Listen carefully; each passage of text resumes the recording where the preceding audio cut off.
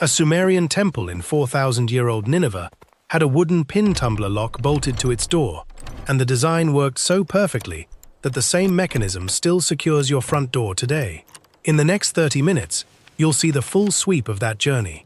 How a world without locks was a world of brutal, constant vulnerability, and how one mechanism quietly changed what it meant to own anything. But first, there's a scandal, buried in the 1800s, that shattered everything experts believed about security. That story is coming. It starts here, at the very beginning, before any of this existed. This is the story of the lock, one of the oldest mechanical devices ever made. It is older than the Roman Empire, older than most alphabets, older than the wheel in some civilizations. And yet most people have never thought about what came before it, or what its invention actually meant. Not just for keeping thieves out, but for the entire architecture of human society: property, privacy, trust, trade, cities. None of those things work the way we know them without this small, extraordinary mechanism. So let's go back to before it existed and see what that world actually looked like. Imagine you are a farmer in ancient Mesopotamia, around 4000 BCE. You have grain, and grain is money. It is survival. You have spent months growing it, storing it in clay jars sealed with wax and rope. Every night you go to sleep, hoping the seal holds, hoping your neighbors are honorable, hoping no one passes through in the dark. Because that is all you have: hope. The ancient world's solution to security was remarkably consistent across cultures, and remarkably human. You trusted people, or you hired them. You posted a guard. You slept near your valuables. You buried them. You hid them inside walls.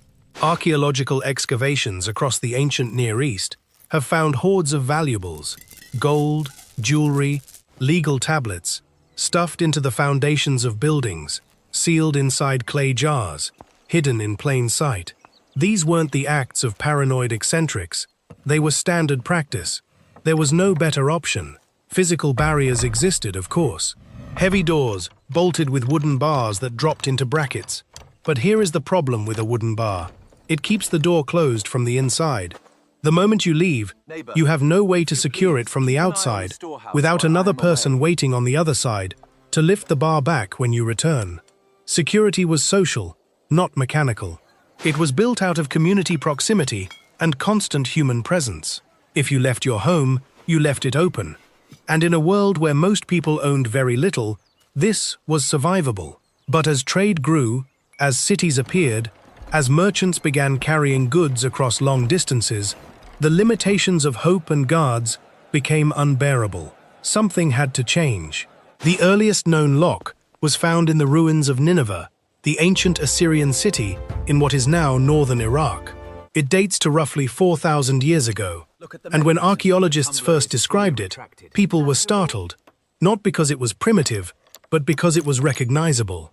The basic principle behind that ancient Assyrian lock is the same principle inside the pin-tumbler locks on most doors in the world today. Here is how it worked. The lock was a large wooden device mounted to the door frame. The key, also wooden and enormous by modern standards, sometimes nearly a foot long, was a bar with a row of pegs on one side. Inside the lock, small wooden pins dropped down into holes in a bolt, holding the bolt in place so the door couldn't be opened. When you inserted the key and lifted, the pegs on the key pushed those wooden pins upward, clearing the bolt, which could then slide, and the door could open. Lift pins, slide bolt. That is still, in essence, exactly what happens inside your front door right now. The ancient Egyptians developed their own version, and theirs spread across the ancient world. Egyptian locks became refined enough that they appeared on temple doors and royal granaries, places where the contents were sacred, or literally the difference between survival and starvation for an entire city during famine. The lock, from its first appearance, was not a luxury item. It was infrastructure. But wooden locks had a ceiling. They were heavy, bulky, and not particularly pick-resistant. They could be defeated with enough force, or with a duplicate key, because wooden keys are not exactly precision instruments. The next leap had to wait for a different material entirely. The Romans took the lock and did something unexpected with it. They made it small. Roman metalworkers, skilled in iron and bronze, miniaturized the entire locking mechanism. For the first time in history, a lock could be mounted on a box, a chest, or a cabinet, not just a door. And the key shrank too, down to something you could carry in your hand, slip onto a ring, wear around your neck. The Romans did exactly that. Wealthy Romans wore their keys as rings on their fingers, not because they were afraid of losing the key, but as a deliberate public signal. A key ring on your finger told everyone around you, I have things worth locking up. I have property. I have status. The Romans even had a goddess for this. Cardea was the deity of hinges and door pivots, associated with the threshold and the home's protection. The act of locking your door carried religious weight. You weren't just securing your property, you were placing it under divine guardianship. But Rome also reveals a darker truth about locks. The Roman household ran on a system of absolute control. At the center of that household was the paterfamilias, the male head of the family, who held legal authority over every person and every object inside. Locks in Roman homes were often used not just to keep outsiders out, but to control insiders. Chests locked to keep valuables from slaves. Rooms locked to keep women inside. Cellars locked to control who had access to wine, tools, or money. The lock, from very early on, was a technology of power as much as a technology of protection. Whoever held the key held the control. When the Roman Empire fell apart in the West, much of this metalworking knowledge scattered and degraded. In the early medieval period across Europe, sophisticated locks became rarer, and security regressed toward older methods, heavy bars, wax seals, and the ever-reliable guard dog. The medieval locksmith was one of the most respected craftsmen in any town, and one of the most dangerous people a lord or merchant could make an enemy of. Because the locksmith knew how every local lock worked. He had made them. He could, in theory, open any of them. Medieval European locks became increasingly elaborate, partly as genuine security improvements and partly as theater. Elaborate external decoration reassured the owner that considerable craft and expense had gone into protection. But locksmiths also developed what we would now call false keyholes, decoy openings in the lock that, if a key was inserted, triggered a hidden spike or blade to injure a thief's hand. These anti-tamper features appear in surviving examples from the 13th and 14th centuries, and they reveal something important.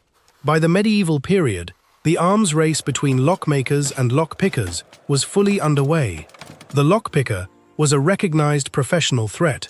Thieves who specialized in bypassing locks were called by various names across Europe, and the methods they used were documented, not to publicize them, but because lords and town councils needed to defend against known techniques.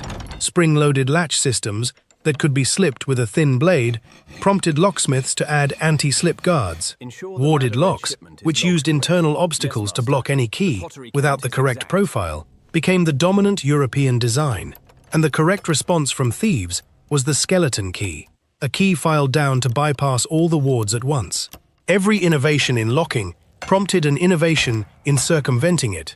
That tension between the maker and the breaker is what drove the technology forward across centuries. And it all accelerated dramatically when something much bigger was at stake than grain or jewelry. The explosive growth of European trade from roughly the 13th century onward created a security problem that wooden bars and night watchmen simply couldn't solve.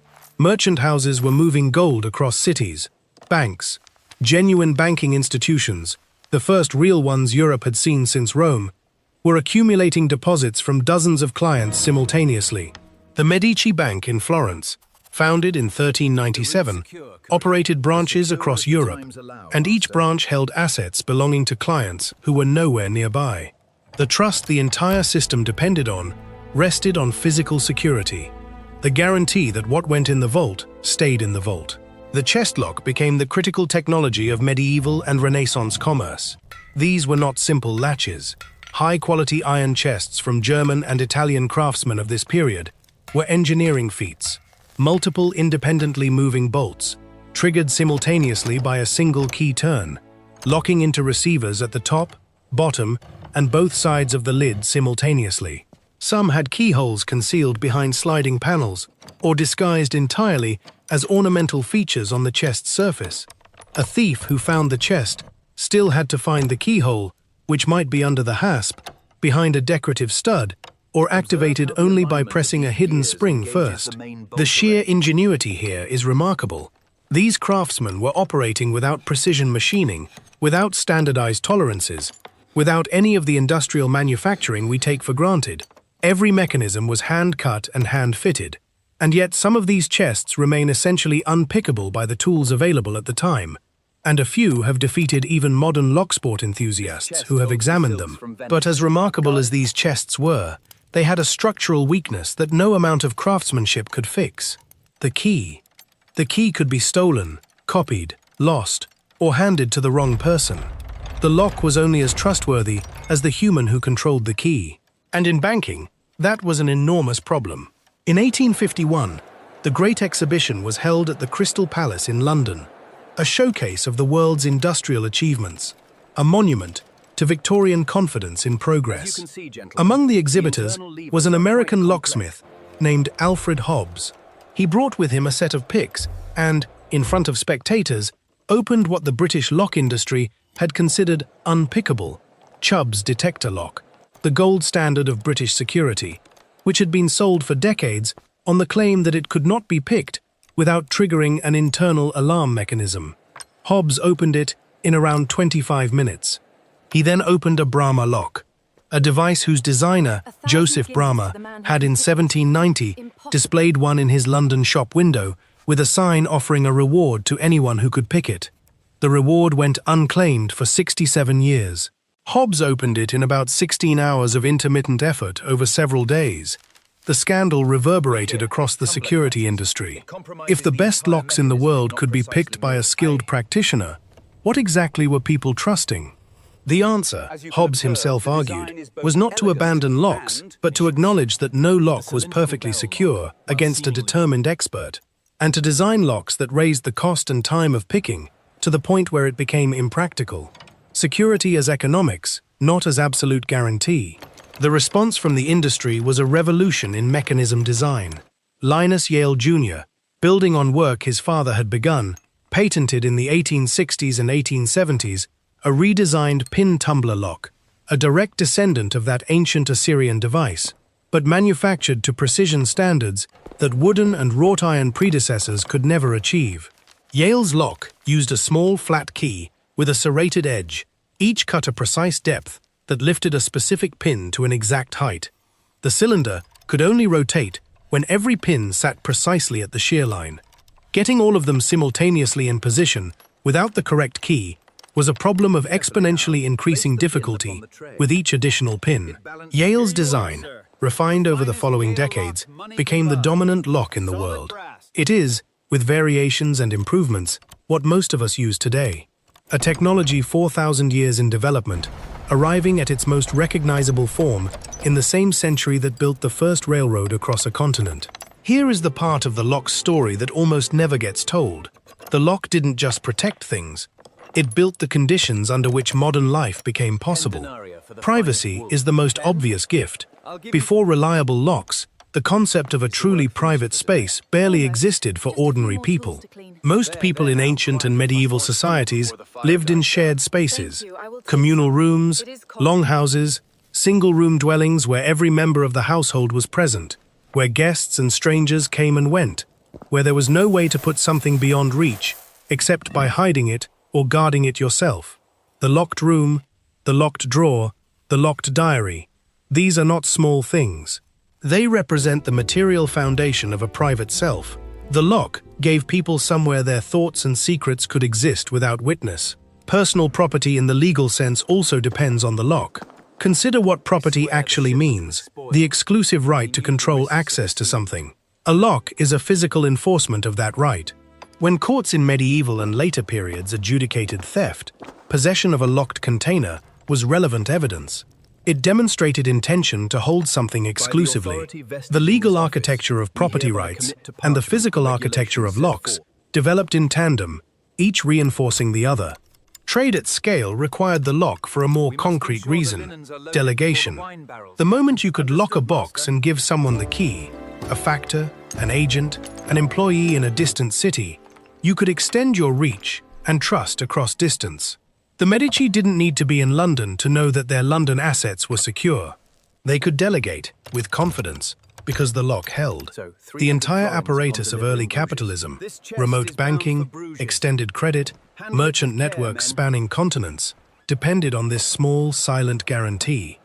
And there is one more thing the lock gave us that we rarely consider. It changed the relationship between humans and time. When you can lock something, you can leave it. You can go somewhere else and come back. The lock freed people from the tyranny of constant presence. It made travel, commerce, and eventually the entirely mobile modern life possible. Every time you walk out your front door and turn a key without thinking about it, you are using 4,000 years of accumulated ingenuity to free yourself from a problem that once imprisoned people in place. But we should not leave the lock wearing only a hero's crown, because the same mechanism that protected the powerless also concentrated power in the hands of those who controlled access. In plantation economies across the Americas, locks on storerooms and quarters were used explicitly as instruments of control. The overseer, who held the key, decided who ate, who had tools, who could move. In European workhouses and prisons of the 18th and 19th centuries, the lock was an instrument of confinement every bit as much as it was one of protection. The same ingenuity that gave a merchant peace of mind gave a jailer his power. The chastity belt, real versions of which do appear in the historical record from the 15th century onward, though their extent has been exaggerated, represented the lock's most intimate and disturbing application, the body itself as something to be secured against access. Debates among historians about how widely these devices were used are ongoing, but their existence illustrates a principle. Wherever the lock appeared, questions of control and consent were never far behind. Even in relatively benign domestic settings, the household key hierarchy carried social meaning. Who held the keys to the pantry, the wine cellar, the medicine cabinet?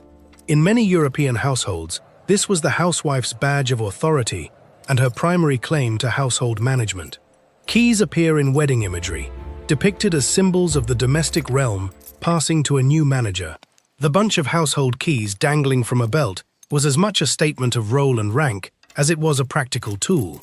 The lock does not have values.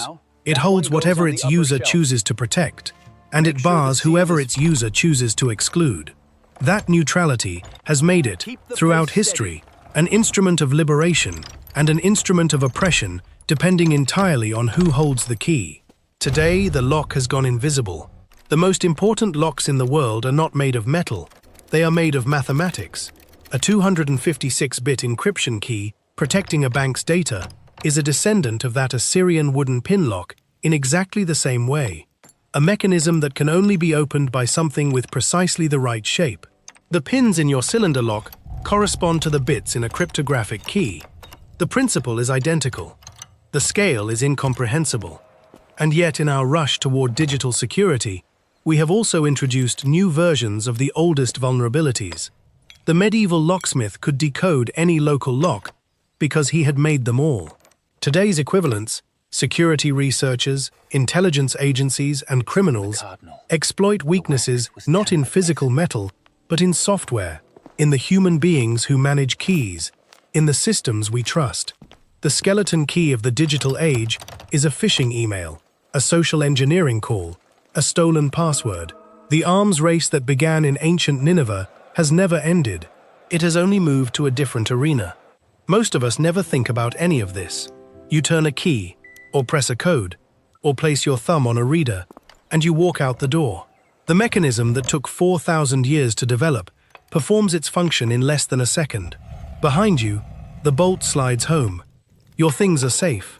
But somewhere in that ordinary act, that completely unremarkable flick of the wrist, is the accumulated answer to one of the oldest problems in human civilization. How do you keep anything safe when you're not there? For most of history, you couldn't. Then someone, in a workshop in ancient Assyria or Egypt, looked at that problem and thought, what if instead of a person, a mechanism stood guard? What if the door itself could remember who was allowed through? That thought, worked and reworked across 40 centuries, is what you hold in your hand every morning when you leave your house. The lock is 4,000 years old, and it has never stopped being one of the most consequential inventions humans ever made. It made privacy possible. It made property enforceable. It made long-distance trade and delegation of trust across distance conceivable. It gave ordinary people, not just lords and soldiers, a way to protect what was theirs. And it has also been used, throughout history, to control the bodies and freedoms of the powerless. Every time you touch a key, you touch all of that history, an object so familiar it has become invisible, until you know its story. Think about every space you've locked today. Your home, your car, your phone. What would your life actually look like without any of them? If this changed the way you see that small piece of metal in your pocket, subscribe, because there are dozens more everyday objects with stories just as deep and just as strange, waiting to be told.